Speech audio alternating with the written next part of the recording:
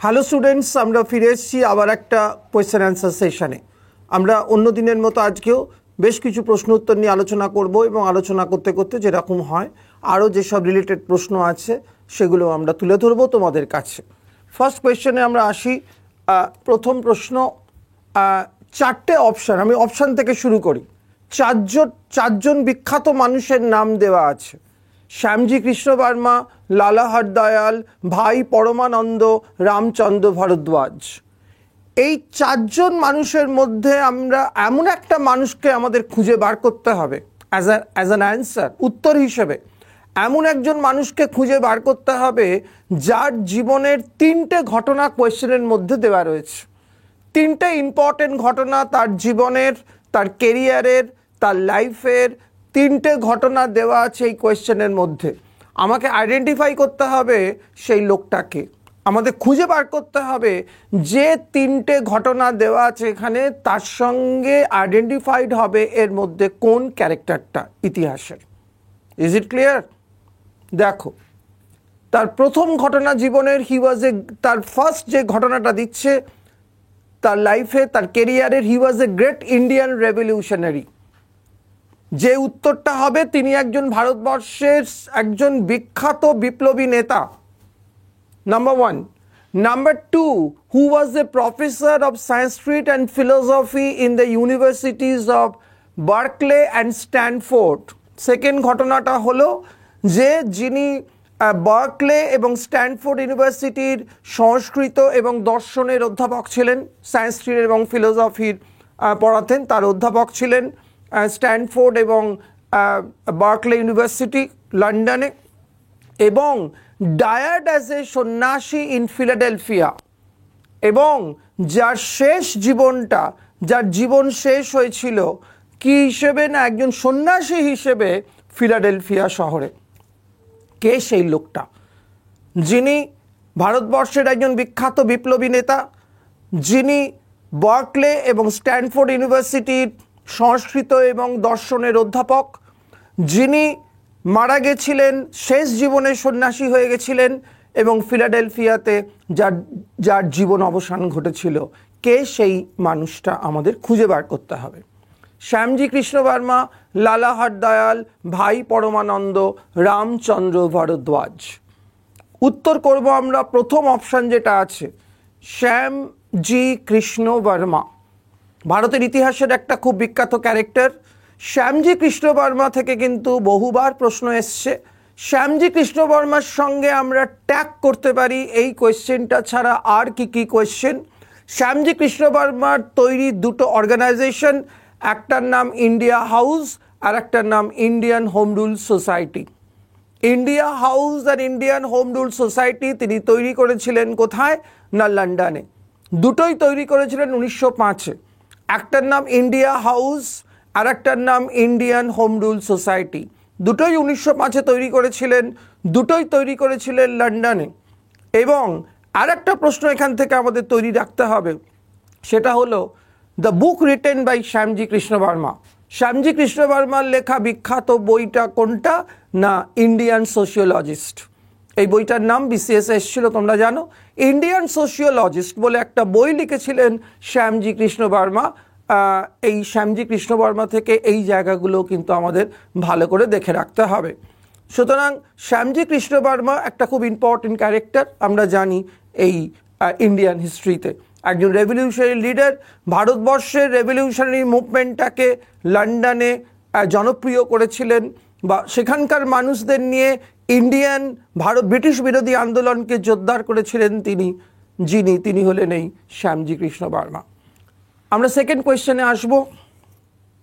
Question number 2, the European organisation in India which launched agitation against the Ilbert bill. Ilbert bill তোমরা জানো একটা খুব important event Indian national মুভমেন্টে। Ilbert bill controversy, সালটা খুব পরীক্ষায় দেয় 1883। 1883-তে ইলবার্ট বিল বিতর্ক। কি নিয়ে বিতর্ক? ভারতের বিচার ব্যবস্থা। কি ইলবার্ট বিলটা কি না ভারতের বিচার ব্যবস্থায় আমরা দেখতে পাচ্ছি যে ইংরেজরা বা ইউরোপিয়ান যারা জুরিস্ট বা ব্রিটিশ জুরিস্ট তাদের একটা প্রভাব ছিল সাংঘাতিক। মানে ভারতীয়দের বিচার করছে বা ব্রিটিশদের বিচার করছে ভারতবর্ষে কারা না ব্রিটিশরা বা ইউরোপিয়ান জুরিস্টরা।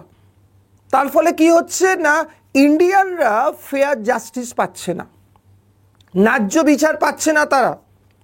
এই বিচার ব্যবস্থার যে আনইভেন বা আনজাস্টিফাইডনেস, এই বিচার ব্যবস্থা থেকে ভারতকে মুক্ত করার কথা চিন্তা করেছিলেন একজন ভারত প্রেমিক ভাইসরয় যার নাম ছিল লর্ড রিপন।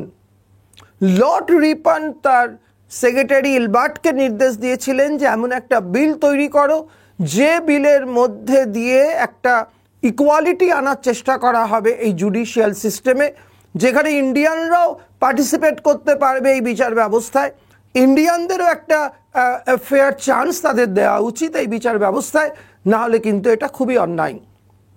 এই অবস্থার পরিপ্রেক্ষিতে ইলবার্ট একটা বিল বানিয়েছিলেন, যে বিলের মাধ্যমে কি করা হয়েছিল না এই জুডিশিয়াল সিস্টেমে ইন্ডিয়ানদের পার্টিসিপেশনের কথা বলা হয়েছিল। এই বিলটা যখন পার্লামেন্টে আইনে পরিণত করার কথা উঠল, ইলবার্ট বিলটাকে যখন আইনে পরিণত করার কথা উঠল, তখন কিন্তু ইউরোপিয়ান জুরিস্টরা একসঙ্গে আন্দোলন শুরু করলো। তারা প্রতিবাদ জানালো, তারা বিরোধিতা করলো যে বিলটা পাশ করতে দেয়া হবে না। এই বিলটা পাশ করলে কি হবে না ওই একদল ভারতীয়দের সঙ্গে বসে আমাদের বিচার করতে হবে, যেটা আমাদের সম্মানে বাঁধবে, আমাদের ট্র্যাডিশনে বাঁধবে। এই যে রেশিয়াল ডিসক্রিমিনেশন, এই যে জাতিগত বিদ্বেষ ব্রিটিশদের, এই ব্যাপারটা একটা সাংঘাতিক আকার নিল এই ঘটনায়। এই যে ঘটনা, এটাকেই আমরা বলি, এটাকেই বলা হয় ইতিহাসে ইলবার্ট বিল কন্ট্রোভার্সি। এই ইলবার্ট বিল কন্ট্রোভার্সি 1883-তে হয়েছিল, তোমরা জানো, লর্ড রিপনের রাজত্বকালে। রিপন চেষ্টা করেছিলেন, কিন্তু এতটাই বিরোধিতা হয়েছিল যে এই বিলটা শেষ পর্যন্ত আইনে আর পরিণত হতে পারেনি। আমাদের প্রশ্নটা কি, এই যে ইউরোপিয়ান জুরিস্টদের এই যে আন্দোলন, এই আন্দোলনটা কোন প্ল্যাটফর্ম থেকে হয়েছিল? রীতিমতো ইউরোপিয়ান জুরিস্টরা একটা অর্গানাইজেশন তৈরি করেছিল এই বিলটাকে আটকানোর জন্য, একসঙ্গে আন্দোলন করার জন্য। সেই অর্গানাইজেশনটার নাম কি, যেটা লঞ্চ করা হয়েছিল এগেনস্ট দ্য ইলবার্ট বিল? 4টে অর্গানাইজেশনের নাম রয়েছে: European defence association, Indo British association, anti Ilbert bill league, European rights front. এর মধ্যে কোন অর্গানাইজেশনটা ফর্ম করেছিল ইউরোপিয়ানরা to suppress the Ilbert bill, Ilbert বিলকে আটকানোর জন্য? আমাদের উত্তর আমরা করব এটাই। ফার্স্ট অপশনটা উত্তর হবে ইউরোপিয়ান ডিফেন্স অ্যাসোসিয়েশন তৈরি হয়েছিল। এই ইউরোপিয়ান ডিফেন্স অ্যাসোসিয়েশনের নেতৃত্বেই ইউরোপিয়ানরা এই বিলের এগেনস্টে আন্দোলন করেছিল, এবং শেষ পর্যন্ত এই ইউরোপিয়ান ডিফেন্স অ্যাসোসিয়েশনের আন্দোলনের চাপে পড়েই শেষ পর্যন্ত বিলটাকে উইথড্র করতে বাধ্য হয়েছিল ব্রিটিশ সরকার। এর বিলটা পাস হয়নি। কিন্তু বিলটা হয়তো পাস হয়নি, ঠিক কথাই, কিন্তু ইউরোপিয়ান ডিফেন্স অ্যাসোসিয়েশনের এই আন্দোলনের যে সাফল্য, তারা যেভাবে ইলবার্ট বিলটাকে আটকে দিল, এই সাফল্য কিন্তু ভারতীয় নেতাদের, জাতীয়তাবাদী নেতাদের চোখ খুলে দিল। কি বিষয় চোখ খুলে দিল? ভারতীয় নেতারা বুঝতে পারল যে যদি একটা কোনো ইস্যুর এগেনস্টে এককাট্টা হয়ে আন্দোলন করা যায়, যদি কোনো ইস্যুর বিরুদ্ধে একটা কমন প্ল্যাটফর্ম থেকে প্রতিবাদ করা যায়, তাহলে সেই ইস্যুটার বিরুদ্ধে সেই আন্দোলন কিন্তু সফল হতে বাধ্য। এইটা কিন্তু ভারতীয়রা বুঝতে পারলো ইউরোপিয়ান ডিফেন্স অ্যাসোসিয়েশনের সাফল্য থেকে। এই বিলটা হয়তো পাস হলো না, ঠিক কথাই, কিন্তু জুডিশিয়াল সিস্টেমের যে আনজাস্টিফাইডনেস, যে অবিবেচক মনোবৃত্তি ব্রিটিশদের, সেটা হয়তো দূর হলো না, ঠিক কথাই, কিন্তু ভারতীয়দের মধ্যে একটা চেতনা নিয়ে এলো, ভারতীয়দের মধ্যে একটা উপলব্ধি নিয়ে এলো যে যদি কোনো ইস্যুর বিরুদ্ধে একসঙ্গে আন্দোলন করা যায়, তাহলে কিন্তু সেই আন্দোলন সফল হতে বাধ্য। এবং এই যে ফিলিংস, এই যে উপলব্ধি, এই উপলব্ধি থেকেই কিন্তু ভারতীয়দের মধ্যে একটা একটা প্রেরণা এলো। কিসের প্রেরণা? একটা ন্যাশনাল পলিটিক্যাল প্ল্যাটফর্ম তৈরির প্রেরণা, যে ন্যাশনাল পলিটিক্যাল প্ল্যাটফর্মটার ইতিহাসের নাম বা ইতিহাসের ভাষায় যেটাকে আমরা বলেছিলাম ইন্ডিয়ান ন্যাশনাল কংগ্রেস। মানে এরকম একটা জাতীয় সংগঠন তৈরি করার যে অনুপ্রেরণা, সেই অনুপ্রেরণাটা কিন্তু এসেছিল ইউরোপিয়ান ডিফেন্স অ্যাসোসিয়েশনের এই আন্দোলনের সাফল্য থেকে। তাহলে ইলবার্ট বিলের যে উদ্দেশ্য সেটা হয়তো সফল হয়নি, কিন্তু ইনডাইরেক্টলি এটা ভারতীয়দের ঘুম ভাঙিয়ে দিয়েছিল। ভারতীয়রা বুঝতে পেরেছিল একটা আন্দোলনের সাফল্য নির্ভর করে তার ইউনিটির ওপর। সুতরাং কংগ্রেস তৈরির একটা প্রেরণা, একটা ইন্সপিরেশন এসেছিল ইলবার্ট বিলের এগেনস্ট এই আন্দোলন থেকে। এটা আমাদের মনে রাখতে হবে, এই জায়গাটা খুব ইম্পর্টেন্ট জায়গা। আমরা উত্তর করলাম ইউরোপিয়ান ডিফেন্স অ্যাসোসিয়েশন, যেটা লঞ্চ করেছিল ইউরোপিয়ান জুরিস্টরা ইলবার্ট বিলের এগেনস্টে। আমরা নেক্সট কোয়েশ্চেনে আসবো। দেখো, a public service commission was established. A public service commission was established in India for the first time. Public Service Commission establish হলো ভারতবর্ষে যে অ্যাক্ট অনুযায়ী, সেটাকে আমরা বলতে পারি in 1909 is actually Indian Council Act of 1909। এই অনুযায়ী পাবলিক সার্ভিস কমিশনের ব্যাপারটা এলো মেনলি। তারপর এটাকে 1935 এর গভর্নমেন্ট অফ ইন্ডিয়া অ্যাক্ট অনুযায়ী এটাকে মডিফাই করা হয়েছিল এই পিএসসির এই ব্যাপারটা। তোমরা জানো পাবলিক সার্ভিস কমিশন একটা খুব ইম্পর্টেন্ট ঘটনা আমাদের এই ইন্ডিয়ান হিস্ট্রিতে। কোয়েশ্চেন নাম্বার 4-এ আসবো আমরা। A senior Congress leader who held that the Quit India Movement was misguided and detrimental to India's long term interest. আমরা জানি ভারত ছাড়ো আন্দোলন, এই ভারত ছাড়ো আন্দোলন নিয়ে কিন্তু একটা সাংঘাতিক বিতর্ক হয়েছিল কংগ্রেসের মধ্যে। কংগ্রেস এই আন্দোলনের ডাক দিয়েছিল, কিন্তু এই কংগ্রেসের মধ্যেই একটা সাংঘাতিক আন্দোলন হয়েছিল ভারত ছাড়ো আন্দোলনকে নিয়ে। কংগ্রেস দুটো দলে ভাগ হয়ে গেছিল রীতিমতো। একদল বলছে ভারত ছাড়ো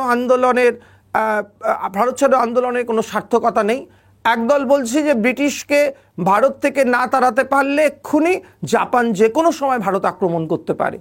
এই যে বিতর্কটা শুরু হয়েছিল ভারত ছাড়ো আন্দোলন নিয়ে, এই বিতর্কে কোন senior Congress leader quit India মুভমেন্টকে বলেছিল একটা মিসগাইডেড মুভমেন্ট, এবং যেটা detrimental to India's long term interest, এবং ইন্ডিয়ার একটা লং টার্ম ইন্টারেস্ট মানে ইন্ডিয়ার একটা চিরন্তন একটা দীর্ঘসূত্রী একটা যেটাকে আমরা বলতে পারি স্বার্থের বিরোধী পরিপন্থী, এই কথাটাকে বলেছিল। সোজা ভাষায় ভারতের জাতীয় কংগ্রেসের কোন নেতা এই ভারত ছাড়ো আন্দোলনকে বিরোধিতা করেছিলেন? চক্রবর্তী রাজাগোপালাচারী। সি অপশনটা রাইট হবে। এবং এই চক্রবর্তী রাজাগোপালাচারী তোমরা জানো রিজাইনও করেছিল কংগ্রেস থেকে এই আন্দোলনের ইস্যুতে, পরে আবার তিনি এইখানে জয়েন করেছিলেন রাজাগোপালাচারী এই কংগ্রেসে। সুতরাং ভারত ছাড়ো আন্দোলন নিয়ে কংগ্রেসের মধ্যে একটা সাংঘাতিক বিতর্ক, এবং এই কোয়েশ্চেনটাও যা আসে যে এই আন্দোলনকে বিরোধিতা কারা করেছিল কংগ্রেস ছাড়া, মানে কংগ্রেসের বাইরে আর কোন কোন দল চক্রবর্তী রাজাগোপালাচারী কংগ্রেসের ভেতর থেকে বিরোধিতা করেছিলেন, আর কোন কোন দল বিরোধিতা করেছিলেন। তার মধ্যে রয়েছে কমিউনিস্ট পার্টি অফ ইন্ডিয়া বিরোধিতা করেছিল, হিন্দু মহাসভা বিরোধিতা করেছিল, মুসলিম লীগ বিরোধিতা করেছিল।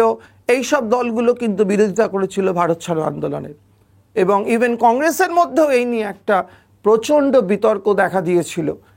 এবং ঠিক উল্টো জিনিসটা আমরা দেখতে পাচ্ছি ব্রিটিশদের মধ্যে এই আন্দোলন সম্পর্কে একটা রিয়াকশন। তোমরা জানো সেটাও প্রশ্ন এসেছিল। এই যে সেই সময় আমরা দেখতে পাচ্ছি সেই সময় ভারত ছাড়ো আন্দোলনের সময় এই ব্রিটিশরা এই আন্দোলনকে বলেছিল একটা চূড়ান্ত রেভলিউশন, একটা আলটিমেট রেভলিউশন। আমাদের এই মুহূর্তে যদি ভারত ত্যাগ না করি তাহলে কিন্তু একটা সাংঘাতিক কাণ্ড হবে। এবং ব্রিটিশরা বুঝিয়ে দিয়েছিল যে বুঝতে পেরেছিল আমাদের মৃত্যু ঘণ্টা বেজে গেছে।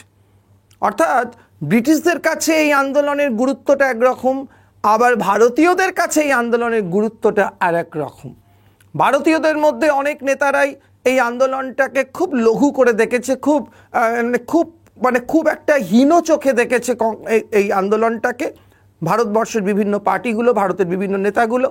অন্যদিকে কিন্তু ব্রিটিশ সরকার এই আন্দোলনের মধ্যে একটা সাংঘাতিক গুরুত্ব খুঁজে পেয়েছিল এবং এটাকে একটা আলটিমেট রেভলিউশন বলে, মানে একটা চূড়ান্ত বিপ্লব বলে অভিহিত করেছিল ব্রিটিশ সরকার।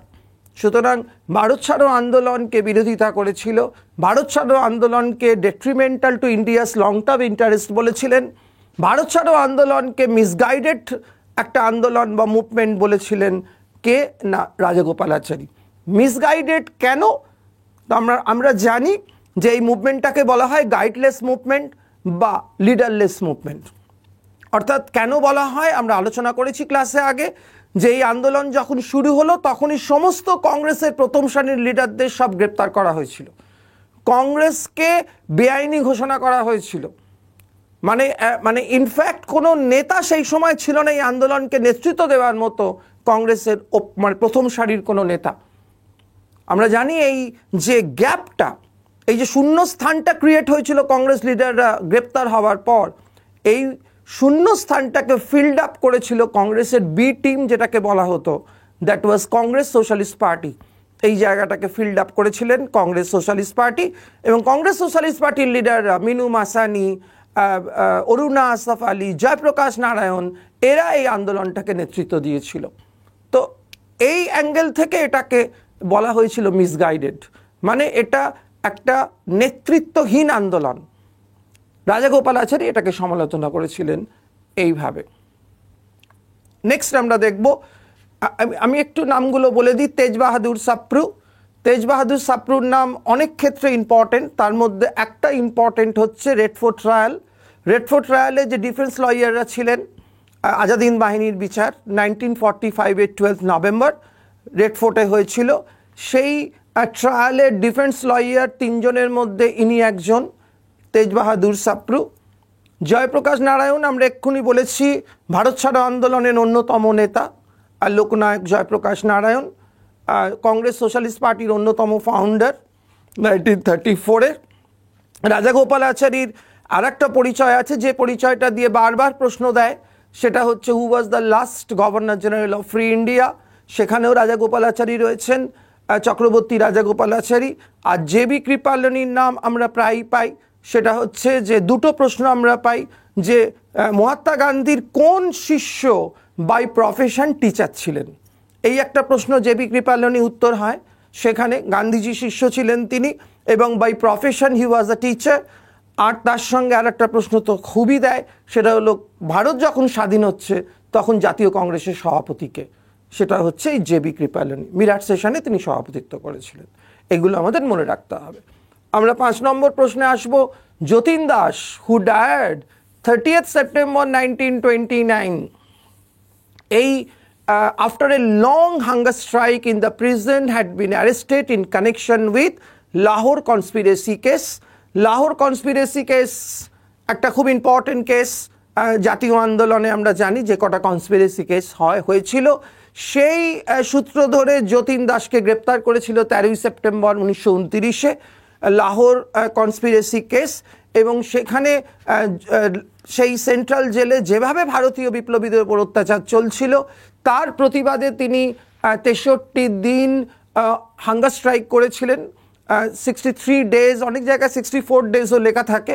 তো যাই হোক, 63 দিন তিনি কন্টিনিউয়াস হাঙ্গার স্ট্রাইক করেছিলেন তোমরা জানো, যার ফলে তিনি মারাও গেছিলেন। এই যতীন দাস লাহোর কনস্পিরেসি কেসে তাকে ধরা হয়েছিল 13 সেপ্টেম্বর 1929। ভারতের ইতিহাসের একটা খুব দুঃখজনক ঘটনা যতীন দাসের মৃত্যু। এই মৃত্যু রবীন্দ্রনাথকে বিচলিত করেছিল। 1929-এ যখন যতীন দাসের মৃত্যু খবর গিয়ে পৌঁছল রবীন্দ্রনাথের কাছে, রবীন্দ্রনাথ লিখেছিলেন একটা বিখ্যাত গান, হে ভৈরব শক্তি দাও। এই যে বিখ্যাত গান, এই যে বিখ্যাত রবীন্দ্রসঙ্গীত তোমরা তো অনেকেই শুনেছ, হে ভৈরব শক্তি দাও এ ভক্ত প্রাণের মাঝে। এই যে বিখ্যাত গান, এই গানটা রবীন্দ্রনাথ লিখেছিলেন যখন তিনি শুনলেন যতীন দাসের এই মর্মান্তিক মৃত্যু লাহোর সেন্ট্রাল জেলে। তো এই বিখ্যাত গান, হে ভৈরব শক্তি দাও। যতীন দাসের মৃত্যু ভারতবর্ষের বিপ্লবী আন্দোলনের একটা খুব গুরুত্বপূর্ণ ঘটনা। আমরা আরও দুটো যতীনের নাম পড়ে রাখব, যতীন্দ্রমোহন সেনগুপ্ত আর যতীন্দ্রনাথ মুখার্জি। 3টে যতীন আছে, কারণ একবার বিশেষ প্রিলিমসে প্রশ্ন এসেছিল, তোমাদের আগেও আলোচনা করেছি, হু ওয়াজ বাঘা যতীন, এই প্রশ্নটা দিয়েছিল একবার, দিয়ে এই তিনটে অপশান দিয়েছিল, যতীন্দ্রমোহন সেনগুপ্ত, যতীন্দ্রনাথ মুখার্জি, যতীন দাস, আর লাস্টে দিয়েছিল নান অফ দ্য অ্যাবভ। এই তিনটে যতীন রয়েছে, তার মধ্যে যতীন্দ্রনাথ মুখার্জি যিনি, তাকে বলা হয় বাঘা যতীন। এটা আমাদের মনে রাখতে হবে। আমরা নেক্সট কোয়েশ্চেনে আসবো, কোয়েশ্চেন নাম্বার 6-এ, the Meerut conspiracy case in which 27 accused persons were defended by Jawaharlal Nehru and K.N. Kadzhu related to the members of। এখানে একটা প্রশ্ন আমি বলি, এই যে কেসটা মিরাট কনস্পিরেসি 1929, তোমরা জানো 27 জনকে গ্রেপ্তার করা হয়েছিল এবং তাদের হয়ে তাদের ডিফেন্স লয়ার ছিলেন নেহেরু এবং K.N. কাটজু। এই J.N. নেহেরু, জওহরলাল নেহেরু আর কোন কেসের ডিফেন্স লয়ার হিসেবে প্লিট করেছিলেন, আর কোন কেসে তিনি ডিফেন্স লয়ার হিসেবে প্লিট করেছিলেন? একটু আগেই যে কেসটার নাম বলেছি, যে ট্রায়ালটার কথা বলেছি, যে হিস্টোরিক ট্রায়ালটার কথা বলেছি, রেড ফোর্ট ট্রায়াল, সেই আজাদিন বাহিনীর যে বিচার, সেই বিচারে যে 3 জন বিচারক ছিলেন ডিফেন্স লয়ার, তার মধ্যে একজন তেজ বাহাদুর সাপ্রু, একজন জওহরলাল নেহেরু, আর একজন ছিলেন বুলাভাই দেশাই। তো সেই জওহরলাল নেহেরুও সেখানে ডিফেন্স লয়ার হিসেবে ইম্পর্টেন্ট রোল প্লে করেছিলেন এই আজাদিন বাহিনীর বিচারে। এখানেও তিনি করেছিলেন মিরাট কনস্পিরেসিতে। এটা এই যে মিরাট কনস্পিরেসিটা, এইটা কোন পার্টির সঙ্গে রিলেটেড? আমরা জানি গাদার party, Hindu Mahasabha, Indian national Congress আর কমিউনিস্ট পার্টি অফ ইন্ডিয়া, এই চারটের মধ্যে কোনটার সঙ্গে মিরাট কনস্পিরেসির সঙ্গে কোন পার্টির নামটা রিলেটেড এটা আমরা জানি। এটা Communist party of India organise করেছিল এই মিরাট ষড়যন্ত্র, যেখানে 27 জনকে গ্রেপ্তার করা হয়েছিল, অ্যাকিউজড করা হয়েছিল কমিউনিস্ট পার্টি অফ ইন্ডিয়ার মেম্বারদের। এখানে একটা প্রশ্ন, একটা জিনিস তোমাদের মনে রাখতে হবে, এই মিরাট কনস্পিরেসিটা এমন একটা কনস্পিরেসি, যে কনস্পিরেসিটা ভারতবর্ষে যে অন্যান্য কনস্পিরেসিগুলো হয়েছিল তার থেকে সামথিং ডিফারেন্ট, তার থেকে কিছুটা আলাদা এই কনস্পিরেসিটা। আমরা জানি দিল্লি কনস্পিরেসি, আমরা জানি আলিপুর বোম কনস্পিরেসি, চট্টগ্রাম অস্ত্রাগার লুণ্ঠন সেখানে কনস্পিরেসি, দিল্লি কনস্পিরেসি, অনেক কনস্পিরেসি হয়েছে, কানপুর কনস্পিরেসি, প্রচুর কনস্পিরেসি হয়েছে বিপ্লবী আন্দোলনে। কিন্তু এই কনস্পিরেসিটা সেই কনস্পিরেসিগুলোর থেকে আলাদা। কোন দিক থেকে আলাদা? সেটা হলো, এটা এমন একটা কনস্পিরেসি, মিরাট কনস্পিরেসি, যেটা ব্রিটিশদের এগেনস্টে হয়েছিল, কিন্তু সেখানে পার্টিসিপেট করেছিল ব্রিটিশ কমিউনিস্ট পার্টির বেশ কয়েকজন লিডার। কি বললাম? এই মিরাট কনস্পিরেসি এমন একটা কনস্পিরেসি, যে কনস্পিরেসিটা হয়েছিল অবভিয়াসলি ব্রিটিশদের এগেনস্টে, কিন্তু এটা এমন একটা কনস্পিরেসি যে কনস্পিরেসিতে পার্টিসিপেট করেছিল কারা না, ব্রিটিশ কমিউনিস্ট পার্টির বেশ কয়েকজন লিডার। তাদের মধ্যে রয়েছে বেঞ্জামিন ব্র্যাটলি এবং তার সঙ্গে রয়েছেন Philip Spratt. Philip Spratt, Benjamin Bradley, এদের মতো কিছু ব্রিটিশ কমিউনিস্ট পার্টির লিডার এই মিরাট কনস্পিরেসিতে জয়েন করেছিলেন ইন্ডিয়ান কমিউনিস্ট পার্টির লিডারদের সঙ্গে, কমিউনিস্ট পার্টি অফ ইন্ডিয়ার লিডারদের সঙ্গে। বেঞ্জামিন ব্র্যাটলি আর একজন Philip Spratt and Benjamin Bradley, এদের সঙ্গে এরা জয়েন করেছিলেন কমিউনিস্ট পার্টি অফ ইন্ডিয়ার বিভিন্ন লিডার ছিলেন, যেমন অমৃতপাদ ডাঙ্গে, মিরাট কনস্পিরেসির একজন বিশাল বড় লিডার কমিউনিস্ট পার্টির, অমৃতপাদ ডাঙ্গে, পূরণচাঁদ যোশী, পিসি যোশী, পূরণচাঁদ যোশী, ইনিও ছিলেন এ লিডার। মুজাফফর আহমেদ, ইনিও একটা ইম্পর্টেন্ট রোল প্লে করেছিলেন মিরাট কনস্পিরেসিতে, কমিউনিস্ট পার্টির লিডার। এরা সবাই ভারতের কমিউনিস্ট পার্টির লিডার। মুজাফফর আহমেদ, যাকে বলা হয় কমিউনিস্ট আন্দোলনের কাকাবাবু, তোমরা জানো। তো এই কমিউনিস্ট লিডারদেরগুলোর সঙ্গে এরাও জয়েন করেছিলেন এই ফিলিপ স্প্র্যাট আর বেঞ্জামিন ব্র্যাটলি। মিরাট কনস্পিরেসি 1929, এটা খুব ইম্পর্টেন্ট একটা চ্যাপ্টার, টপিক, খুব ভালো করে তোমাদের পড়তে হবে। আমরা নেক্সট কোয়েশ্চেনে আসবো।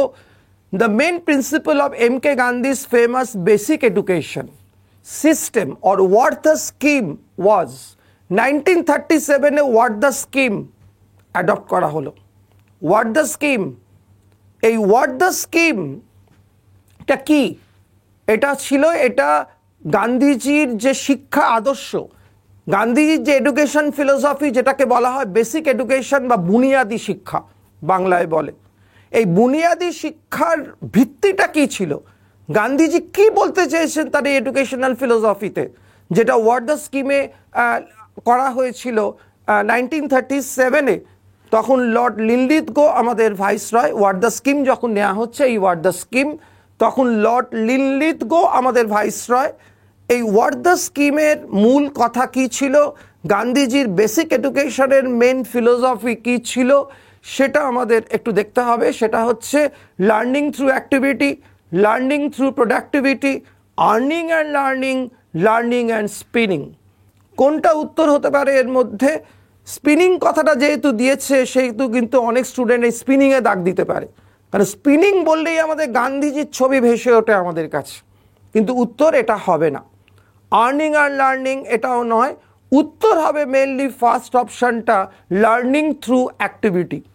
মানুষ শুধু বই পড়ে শিখবে না, মানুষ কাজের মধ্যে দিয়ে শিখবে। এই কাজের মধ্যে দিয়ে শেখা, এই কাজের মধ্যে দিয়ে শেখা, এটাকেই গান্ধীজি বলছেন basic education, learning through activity, যেটাকে ওয়ার্ডা স্কিমে ফর্মুলেট করা হয়েছিল, ইমপ্লিমেন্ট করা হয়েছিল বেসিক এডুকেশনে। এবং হরিজন পত্রিকায়, গান্ধীজির যে হরিজন পত্রিকায়, এই হরিজন পত্রিকায় এই বেসিক এডুকেশনের যে ফর্মুলাটা বা ফিলোসফিটা পাবলিশ হয়েছিল 1937, এটা ওয়ার্ডা স্কিমের মাধ্যমে ইমপ্লিমেন্ট করা হয়েছিল। এবং এই স্কিমটাকেই আমরা দেখতে পাচ্ছি স্বাধীনতার পর আমাদের প্রেসিডেন্ট ছিলেন, তোমরা জানো, জাকির হুসেন। এই জাকির হুসেনের নেতৃত্বে একটা কমিটি তৈরি করা হয়েছিল, জাকির হুসেন কমিটি। যে জাকির হুসেন কমিটি ফাইনালি এটাকে একটা চূড়ান্ত রূপ দিয়েছিল, জাকির হুসেন কমিটি। তাহলে ওয়ার্ডা স্কিমটা 37-এ, সেটাকেই একটা বাস্তবে রূপ দিল জাকির হুসেন কমিটি। এই ভারতের রাষ্ট্রপতি হয়েছিলেন জাকির হুসেন, সেই জাকির হুসেন কমিটি 1937-এ। তাহলে বেসিক এডুকেশন বলতে আমরা বুঝবো লার্নিং থ্রু অ্যাক্টিভিটি। 1937-এর ঘটনা, 1937-এ যখন এই বেসিক এডুকেশন বা ওয়ার্ডা স্কিমটা নেওয়া হচ্ছে, তখন ভারতের ভাইসরয়ের নামও জেনে রাখতে হবে, লর্ড লিনলিথগো। আমরা নেক্সট কোয়েশ্চেনে আসবো, question number 8। The 4 brigades of the INA were named after. আমরা জানি যে সুভাষচন্দ্র বোস যে INA তৈরি করেছিলেন, তার বিভিন্ন সেগমেন্ট ছিল, বিভিন্ন যে সেগমেন্টগুলোকে আর্মিতে ব্রিগেড বলা হয়। এই ব্রিগেডগুলোর মধ্যে কি ব্রিগেড ছিল, কাদের কাদের নামে ব্রিগেড হয়েছিল? Lal Bal Pal Subhas brigade, Surya Chandra Jatin Bhagat brigade, Gandhi Azad Nehru Subhas brigade, Ganga Yamuna Narmada Kaveri brigade. এর মধ্যে আমরা জানি সি অপশনটা রাইট হবে, গান্ধী আজাদ নেহেরু সুভাষ ব্রিগেড। এই ব্রিগেডগুলো তৈরি করা হয়েছিল INA-এর মধ্যে। আর একটা ব্রিগেড ছিল বাল ব্রিগেড। এই বাল ব্রিগেডটা করা হয়েছিল চিলড্রেনদের নিয়ে, একটা আলাদা সেগমেন্ট, যেটাকে নাম দেওয়া হয়েছিল বাল ব্রিগেড। এবং সবচেয়ে ইম্পর্টেন্ট ব্রিগেড, যেখান থেকে প্রশ্ন সবচেয়ে বেশি দেয়, সেটা হচ্ছে ঝাঁসি ব্রিগেড। এক্সক্লুসিভলি মেয়েদের নিয়ে হয়েছিল এই ব্রিগেড, ঝাঁসি ব্রিগেড। এই ঝাঁসি ব্রিগেডও ছিল এর মধ্যে। তাহলে ঝাঁসি ব্রিগেড, তার সঙ্গে ছিল বাল ব্রিগেড, চিলড্রেনদের নিয়ে বাল ব্রিগেড। এগুলো কিন্তু আমাদের দেখতে হবে INA থেকে। আমাদের INA থেকে আমরা আগেও আলোচনা করেছি, আর একবার আমরা বলে দিই, INA থেকে যে প্রশ্নগুলো দেয়, INA কে তৈরি করেছিলেন, এটা বহুবার আলোচিত হয়েছে। কত সালে তৈরি হয়েছিল, কে তৈরি করেছিল, কোথায় তৈরি করেছিল, INA-এর মেন স্লোগান কি ছিল, INA-এর থিম সং কি ছিল, INA-এর ন্যাশনাল সিম্বল কি ছিল। আমরা জানি BCS এই প্রশ্নগুলো, INA-এর সিম্বল কি ছিল, কিছুদিন আগেই মানে লাস্ট বা তার আগের ইয়ারে BCS প্রিলিমসে দিয়েছিল INA-এর সিম্বল কি ছিল। আমি উত্তরগুলো এখানে বলছি না, এর আগে আমরা অনেক আলোচনা করেছি এই উত্তরগুলো। এই প্রশ্নগুলো কিন্তু খুব ভালো করে দেখে যেতে হবে যখন INA পড়বে। আর আলটিমেটলি INA থেকে আর একটা জিনিস দেখে যেতে হবে যে what was the main aim of INA। BCS মেন্সে প্রশ্ন এসেছিল, এই প্রশ্নটা অ্যাকচুয়ালি UPSC প্রিলিমসে একবার দিয়েছিল, সেটাই BCS মেন্সে একবার দিয়েছিল যে what was the aim of INA। INA-এর মেন লক্ষ্য কী ছিল? INA-এর মেন লক্ষ্য ছিল ভারত স্বাধীন হবে ভারতের বাইরে থেকে, with the help of foreign power. বিদেশি সাহায্য নিয়ে ভারতের বাইরে থেকে ভারতকে স্বাধীন করা হবে। তোমরা জানো INA যেটা করছিল, ভারতের বাইরে থেকে ভারতের মধ্যে ঢুকছিল ভারতকে স্বাধীন করার জন্য, জাপানের সাহায্য নিয়ে, বিদেশি শক্তির সাহায্য নিয়ে। আইএনএর এম কি ছিল? এটাও এসেছিল বিসিএস মেন্সে একবার, প্রথমে এসেছিল ইউপিএসসিতে, তারপরে বিসিএস মেন্সে। সুতরাং আইএন এটা খুব ভালো করে, বারবার বলেছি আমি, আগেও বলেছি, আইএনএর টপিকটা ভীষণ ভালো করে তৈরি করতে হবে এই ইন্ডিয়ান ন্যাশনাল আর্মি এই চ্যাপ্টারটা। নেক্সট আইএনএ ট্রায়ালের কথা আমরা একটু আগে বলেছি, সেটাও এর মধ্যে অবশ্যই ইনক্লুড হবে। কোয়েশ্চেন নাম্বার 9-এ আসবো। দেখো, what was the solution founded by B R Ambedkar? B R Ambedkar in later years after independence to end the hardship of the schedule class people. বলছে, তোমরা জানো আম্বেদকর দীর্ঘদিন ধরে আন্দোলন করেছিলেন এই শিডিউল কাস্টদের ডেভেলপমেন্টের জন্য, প্রচুর লড়াই লড়েছিলেন। 1927-এ মাহার সত্যাগ্রহ অর্গানাইজ করেছিলেন, মনুস্মৃতি পুড়িয়ে দিয়েছিলেন 1927-এর 25 ডিসেম্বর, যে দিনটাকে বলা হয় মনুস্মৃতি দহন দিবস। মনুস্মৃতিকে পুড়িয়ে দেওয়া হয়েছিল 1927-এর 25 December. B R Ambedkar organisation করেছিলেন এবং গান্ধীজির সঙ্গে পুনা প্যাক্ট হয়েছিল, অনেক কিছু লড়াই করেছেন তিনি শিডিউল কাস্টের উন্নতির জন্য। ওয়েটিং ফর ভিসা অটোবায়োগ্রাফি লিখেছেন, নিজের জীবন, নিজের কষ্ট, নিজের হার্ডশিপ, নিজের সম্প্রদায়ের হার্ডশিপ নিয়ে, কষ্ট নিয়ে, সাফারিংস নিয়ে আত্মজীবনী লিখেছিলেন। ওয়েটিং ফর ভিসা তোমরা জানো বিখ্যাত বই, সেটাও লিখেছিলেন। বহিষ্কৃত ভারত লিখেছিলেন তিনি।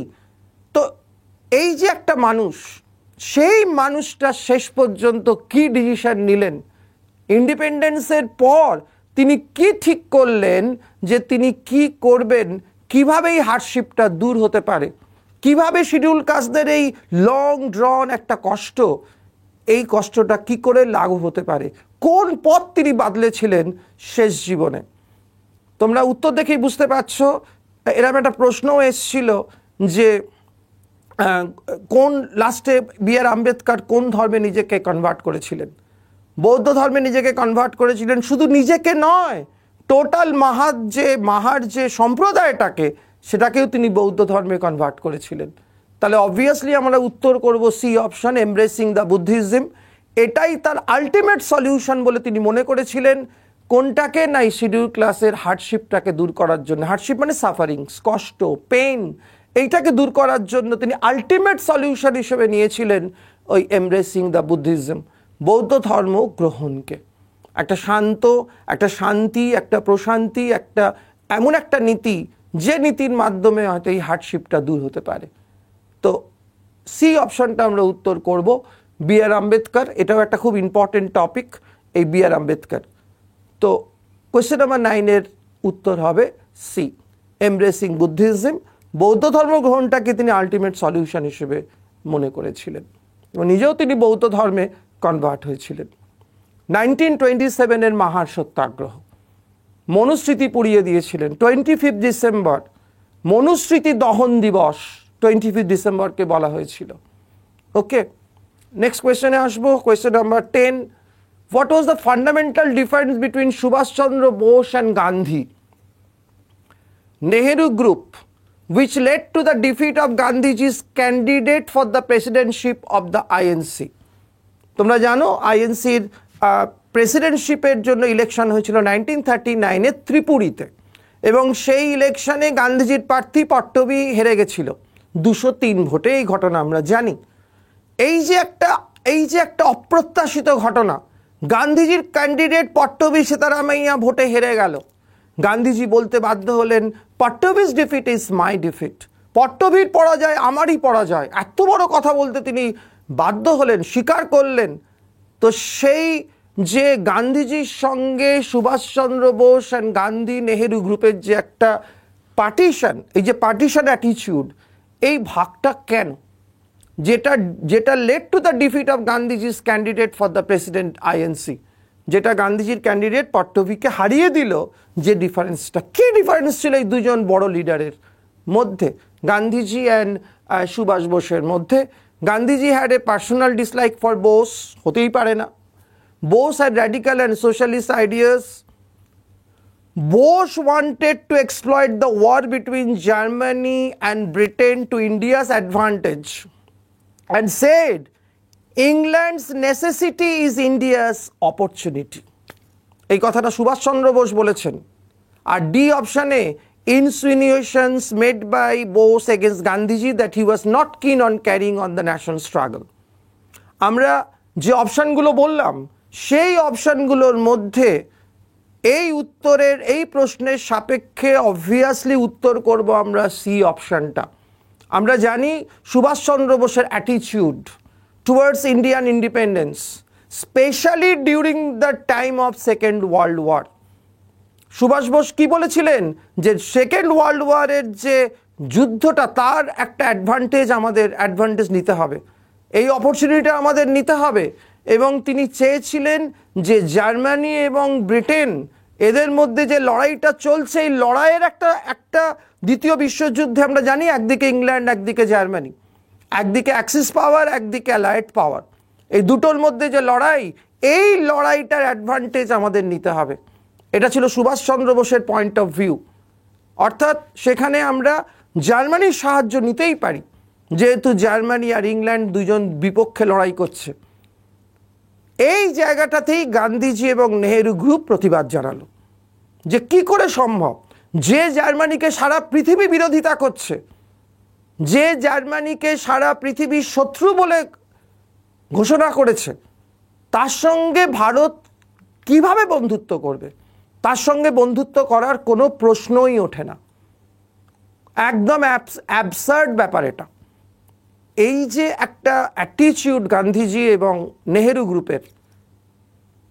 গ্রুপের এই যে অ্যাটিটিউডের একটা ক্ল্যাশ অফ অ্যাটিটিউড, একদিকে সুভাষ বোস বলছে যে জার্মানির সাহায্য নিতে হবে যদি ইংল্যান্ডকে তাড়াতে হয়, আর একদিকে ওরা বলছে যে জার্মানির সাহায্য নেওয়া মানে জার্মানির দাসে পরিণত হওয়া, আর জার্মানির দাসে পরিণত হওয়া মানে এমন একটা দেশের দাসে পরিণত হওয়া যে দেশটাকে সারা পৃথিবী বিরোধিতা করছে।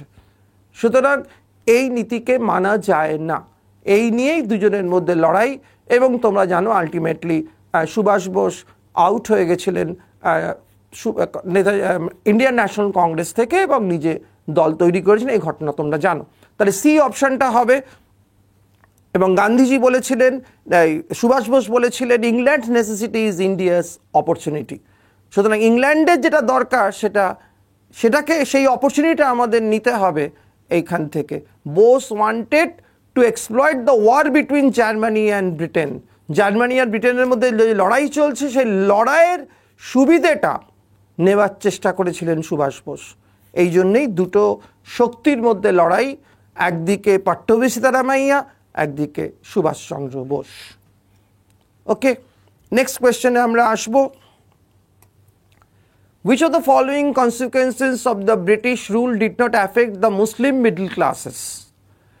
বলছে যে এর মধ্যে কোন জিনিসটা, কোন কনসিকুয়েন্সেসটা ব্রিটিশ রুলের মুসলিম মিডল ক্লাসকে এফেক্ট করেনি বা মুসলিম মিডল ক্লাস এখান থেকে দূরে ছিল। কোন ঘটনাটা? The tyranny of the British indigo planters, এটা সম্পর্কে কি তারা ইনডিফারেন্ট ছিল Muslim middle class, Muslim intellectuals? নাকি the disbandment of the nawab force, নবাবের যে ফোর্সকে নিষিদ্ধ করা হয়েছিল সেটা সম্পর্কে? নাকি the abolition of the rural পুলিশের যে অ্যাবলিশন করা হয়েছিল, গ্রামের যে পুলিশিং সিস্টেমটাকে বন্ধ করে দিয়েছিল সেটার ব্যাপারে? না the resumptions of inams land which provided sustenance to the learned, এবং ইনামদের যে ল্যান্ড দেয়া হচ্ছিল সেটাকে যে বন্ধ করে দেয়া হয়েছিল সেটার সম্পর্কে? এটার মধ্যে কোন কনসিকুয়েন্সের সম্বন্ধে একেবারে ইনডিফারেন্ট ছিল মুসলিম মিডল ক্লাস বা মুসলিম ইন্টেলেকচুয়ালস? এখানে অ্যান্সারটা হবে, প্রথম অ্যান্সারটা, the tyranny of the British indigo planters. British indigo প্ল্যান্টারদের যে টাইরানি, সেই নিয়ে যে আন্দোলন হয়েছিল বারবার, একেবারে নীল বিদ্রোহ থেকে শুরু করে চম্পারণ, সেখানে কিন্তু মুসলিম ইন্টেলেকচুয়ালদের একটা ইনডিফারেন্ট অ্যাটিটিউড আমরা দেখেছি। 1859 থেকে 60 যে ঐতিহাসিক নীল বিদ্রোহ হলো, সেই নীল বিদ্রোহে কিন্তু যেসব মিডল ক্লাসরা জয়েন করেছিল, মিডল ক্লাস ইন্টেলেকচুয়ালরা, তারা কিন্তু সব হিন্দু। একেবারে স্টার্টিং ফ্রম দীনবন্ধু মিত্র থেকে শুরু করে মাইকেল মধুসূদন দত্ত থেকে শুরু করে যাদের যাদের পার্টিসিপেশন আমরা দেখলাম, কালীপ্রসন্ন সিংহ থেকে শুরু করে যারা ইনডাইরেক্টলি নীল বিদ্রোহকে মরালি সাপোর্ট করেছিল, তারা কিন্তু কেউ মুসলিম ইন্টেলেকচুয়াল নয়। They all belong to the Hindu intellectual community. সেই জন্য আমরা বলতে পারি ফার্স্ট অপশনটা অবভিয়াসলি উত্তর হবে যে ব্রিটিশ ইন্ডিগো প্ল্যান্টারদের যে অত্যাচার, সেই অত্যাচারের এগেনস্টে মুসলিম ইন্টেলেকচুয়ালদের কোনো ভয়েস বা কোনো প্রোটেস্ট আমরা দেখিনি। ওকে, কিন্তু একটা প্রশ্ন দেয় যে কোন আন্দোলনে ইন্টেলেকচুয়ালদের পার্টিসিপেশন আমরা দেখেছি। উত্তর কিন্তু ইন্ডিগো মুভমেন্ট। কিন্তু সেই কোন ক্লাসের ইন্টেলেকচুয়াল তারা, হিন্দু না Muslim? They were all belong to the Hindu intellectuals. যে নামগুলো বললাম তোমরা জানো এই নামগুলো। ওকে, আমরা নেক্সট আসবো আমাদের লাস্ট কোয়েশ্চেন সম্ভবত। হ্যাঁ, last question. After the Surat split in 1907, the second split in the Congress took place in 1918 on the issue of, আমরা এর আগেও এই কোয়েশ্চেনটা আলোচনা করেছি, ব্যাপারটা আলোচনা করেছি। কংগ্রেসের স্প্লিট হয়েছিল 4 বার। আমি আরেকবার বলে দিই, কংগ্রেস 4 বার ভেঙেছিল। ফার্স্ট 1907 সুরাটে, সেকেন্ড ভাঙলো 1918-তে 1918-এ, থার্ড ভাঙলো 1922-23 and the last one before independence 1939। এই যে 4 বার কংগ্রেস স্প্লিট হলো, প্রত্যেকটা স্প্লিটের পেছনে অবভিয়াসলি ইস্যু আছে। এখানে আমাদের বলছে সেকেন্ড স্প্লিটের পেছনে কি ইস্যু ছিল? Lucknow pact, Montagu declaration, election of Mrs Annie Besant as president, INC 1917, both A and C. এর মধ্যে কোনটা আমরা দেখতে পাচ্ছি সেকেন্ড স্প্লিটে কংগ্রেস 1918-এ একটা ইস্যু হয়ে দাঁড়িয়েছিল? মেনলি এটা উত্তর করব আমরা, মন্টেগু ডিক্লারেশন নিয়েই লড়াইটা হয়েছিল। এখানে আমরা উত্তর করব বি অপশনটা, Montagu declaration. Montagu declaration or August declaration, এটার আর একটা নাম অগাস্ট ডিক্লারেশন। 1917-এ ডিক্লারেশনটা হয়েছিল। অ্যাকচুয়ালি এই ডিক্লারেশনে বলা হয়েছিল কি, মন্টেগু তখন সেক্রেটারি অফ স্টেট, সেই জন্য এই ডিক্লারেশনটাকে বলা হয় মন্টেগু ডিক্লারেশন 1917-এ। এই ডিক্লারেশনে বলা হয়েছিল কি না, ব্রিটিশরা ভারতীয়দের ডোমিনিয়ন স্ট্যাটাস দেবে, স্বায়ত্তশাসনের অধিকার দেবে, কিন্তু এখনই নয়, ফেজ বাই ফেজ সেটা দেয়া হবে, স্লোলি দেয়া হবে। এটা এই যে ডিসিশনটা ব্রিটিশ গভর্নমেন্টের, এইটা নিয়ে কংগ্রেসের লিডারদের মধ্যে গন্ডগোল লাগলো।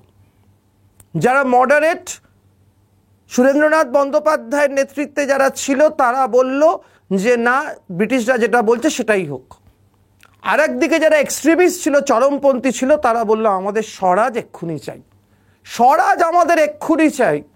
Education can wait but swaraj can't. শিক্ষা আমাদের পরে হলেও চলবে, কিন্তু স্বরাজ এক্ষুনি চাই। স্বরাজ না হলে আমাদের যে ডেভেলপমেন্ট, ইন্ডিয়ানদের যে ডেভেলপমেন্ট, সেই ডেভেলপমেন্ট সম্ভব হচ্ছে না। Swaraj first, then education. তোমরা জানো একটা বিখ্যাত কোটেশন আছে, education can wait but swaraj can't. সেই স্বরাজ নিয়ে লড়াই, এই নিয়ে ভাঙলো কংগ্রেস, সেকেন্ড স্প্লিট হলো। সুরেন্দ্রনাথ বন্দ্যোপাধ্যায় বেরিয়ে গেলেন মডারেটদের নিয়ে 1918-তে, এবং বেরিয়ে গিয়ে তৈরি করলেন নিজের দল ইন্ডিয়ান লিবারেল ফেডারেশন। তোমরা জানো 1918-তে ইন্ডিয়ান লিবারেল ফেডারেশন তৈরি করলেন তিনি। কংগ্রেস থেকে বেরিয়ে গিয়ে এই যে বেরিয়ে গেলেন তিনি, ইস্যুটা কি ছিল? Montagu declaration or August declaration of 1917। C, B অপশনটা উত্তর করব আমরা। তোমাদের আরেকটা কথা আমি বলে দিই, এই যে অগাস্ট ডিক্লারেশন, ইতিহাসে 3টে জিনিস আছে অগাস্ট দিয়ে। একটা অগাস্ট ডিক্লারেশন, একটা অগাস্ট অফার, একটা অগাস্ট রেজলিউশন। 3টে অগাস্ট দিয়ে আছে, 3টে ভীষণ ইম্পর্টেন্ট, 3টেই পরীক্ষা এসছে। 3টে ডিফারেন্ট ইস্যু, 3টে ডিফারেন্ট ব্যাকগ্রাউন্ড, 3টে ডিফারেন্ট ইয়ার অবভিয়াসলি। অগাস্ট ডিক্লারেশন আমরা দেখলাম 1917-এ। কি নিয়ে অগাস্ট ডিক্লারেশন আমরা পড়লাম। সেকেন্ড যেটা আসবে সেটা হচ্ছে অগাস্ট অফার। তোমরা সবাই পড়েছো 1948 অগাস্ট লর্ড লিলিথগো অফার করলেন। কি অফার করলেন না, যুদ্ধ শেষ হয়ে যাওয়ার সঙ্গে সঙ্গেই ব্রিটিশরা ভারতীয়দের ডোমিনিয়ন স্ট্যাটাস দেবে। তোমাদের পরীক্ষাতেও এসেছিল যে অগাস্ট অফার কি রেকমেন্ড করেছিল, ডোমিনিয়ন স্ট্যাটাসের কথা। এটাকে বলে অগাস্ট অফার, 1948 অগাস্ট। আর অগাস্ট রেজলিউশন, এটা হলো কুইট ইন্ডিয়া মুভমেন্টের যে রেজলিউশন নেওয়া হয়েছিল 8th অগস্ট 1942, এটাকে বলে অগস্ট রেজলিউশন বা অগস্ট প্রস্তাব। এটা 1942 এর 8th অগস্ট। এই 3টে অগস্ট ভালো করে মনে রাখতে হবে। একটা অগস্ট ডিক্লারেশন, যেটা আমরা আলোচনা করলাম 1917, একটা অগস্ট অফার 1948 অগস্ট, আর একটা অগস্ট রেজলিউশন 1942-তে 8th অগস্টে কুইট ইন্ডিয়া মুভমেন্টের রেজলিউশন। এই হচ্ছে আমাদের ক্লাস আজকে আমরা করলাম। এই ক্লাসগুলো প্রতিদিনের মতোই আমি আজকে চেষ্টা করেছি সাইড ইনফরমেশনগুলো দেবার তোমাদের কাছে। এইভাবে আমরা ক্লাস করতে থাকবো। সামনে অনেকগুলো পরীক্ষা আছে, তোমরা জানো। এগুলো ভালো করে দাও, এই সব জায়গা থেকেই প্রশ্ন আসবে। এগুলোই ভালো করে প্র্যাকটিস করো একটু ভালো করে, বিভিন্ন টপিকগুলো, বিভিন্ন কোয়েশ্চেনগুলো। আমরা আবার নতুন নতুন টপিক নিয়ে আসবো নেক্সট ক্লাসে। আজকে এত পর্যন্তই, আবার দেখা হবে পরের ক্লাসে।